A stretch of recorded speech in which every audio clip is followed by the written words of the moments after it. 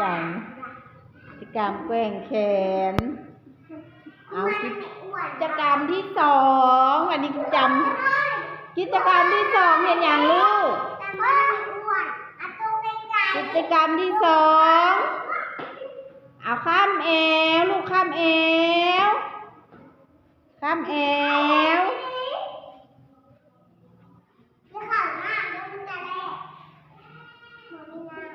เอาข้ามแอวเอาแล้วยืนแบบนี้ยืนลูกยืนเห็นหยังวันนี้เอาจับหยังจับหูแล้วจับหยังจับตาแล้วจับหยังจับปากแล้วจับหยังลูกหยังโอ้เก่งหลายตบมือสมเสยเอาเฮ็ดกิจกรรมผ่อนคลายมื้อนี้อันนี้เฮาสิมาเฮ็ดมาห้องเพลงบัดนี้เอาห้องเพลงตบมือ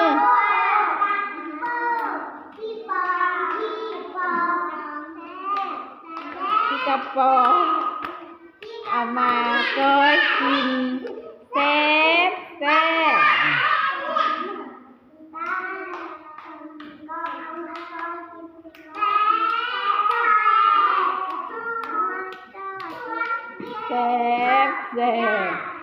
เอาห้องเพลงไหม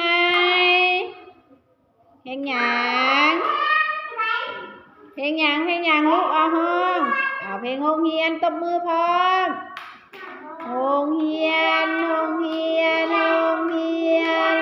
เป็นบ่อนเรียนของเฮาทุกคนเฮาฮักโรงเรียนเรือล้น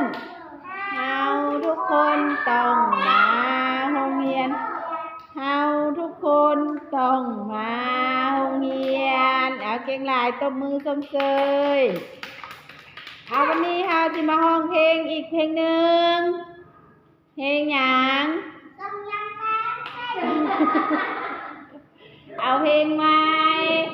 เอาเพลง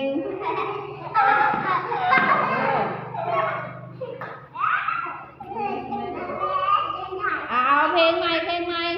เอายืนลูกมาไว้นะคำกิ้งบอกไปซองมึงมูบอกซองมึงมูเด้อลูกเด้อมาห้องเพลงเหมือนนักเรียนคอยกับมี4 คนมื้อนี้นักเรียนคอยบอกมาเด้อ